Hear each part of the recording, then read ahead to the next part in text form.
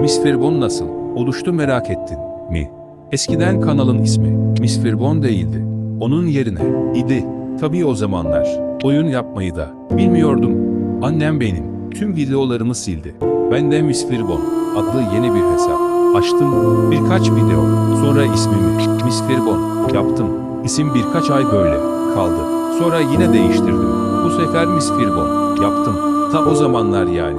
Kanalım Sade Miss Firbon. Oyun yapmayı kavramıştım. Sonra ismimi sizin şimdi bildiğiniz yani Miss Firbon yaptım.